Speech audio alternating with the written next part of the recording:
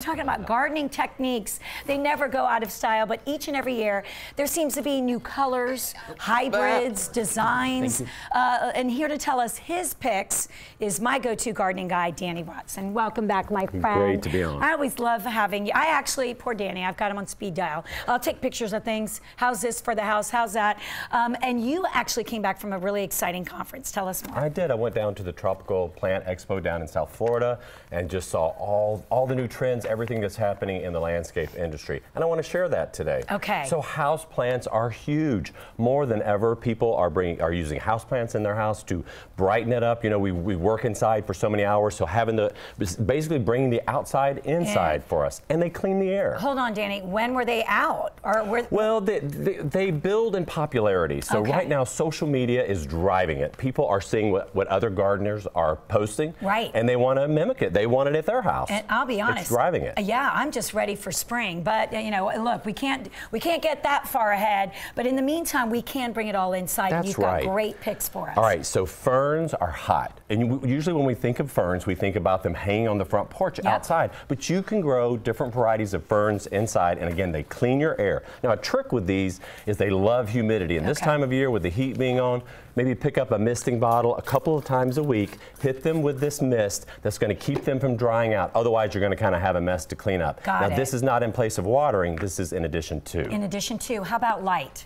They love shade when they're outside, but inside, closer to a window. They're medium light lovers, so close to a window, they'll do fantastic. Okay, we don't get a whole lot of light in our new family room, so maybe not the best pick for me. Well, I've got a solution for that shortly. Excellent. All right. Okay. So lots of color, also foliage. You know, there's so many varieties that gives you fantastic color. You don't have to compromise on color. You don't have to wait for a bloom. So use varieties that will give you color all year long. I love some of these. Look at this aglaonema. This gives you fantastic color. These leaves are almost like artwork, like they've been painted. Well, and I've noticed you've created, talking about artwork, a beautiful piece of art, and that you've really combined these together. I don't always feel so good at doing that. What's the secret? Well, you want to stick with plants that have the same light needs and watering needs.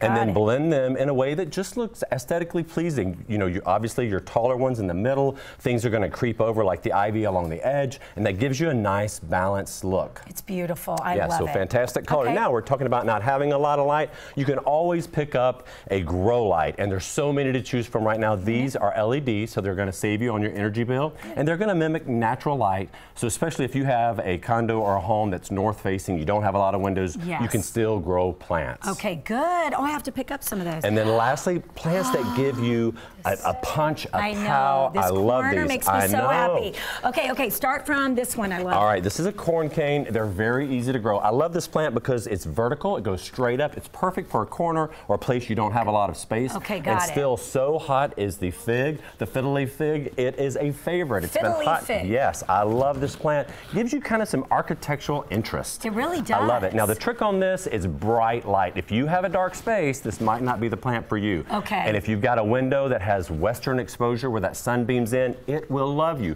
Put that plant there, and a little tip, water it thoroughly and don't move it. It's not a plant that likes to be moved over the house, all around the house, or sit it out because it's a beautiful day. That plant will hate you. Don't do that. Okay. Put it in its spot. We don't want it to hate us. Right. Put it in its spot and leave it, other than turning it every now and then, you know, in the same spot so that it's balanced with sunlight. But Danny, even in the commercial break, he was saying he sees people bring these things back. All Listen to him. Just because it's beautiful doesn't mean it's going to fit right in your house. That's right. It has to. It needs the light. Exactly. You've got to take note of the amount of light you have. Let there be light. All right. And then also this yucca is a very easy plant. Very, very easy to grow. I love this bird of paradise, the big leaves. I do too. There's just many varieties to choose from. And, you know, just don't limit yourself. Get out there. There's some fun varieties to pick from. I love it, Danny.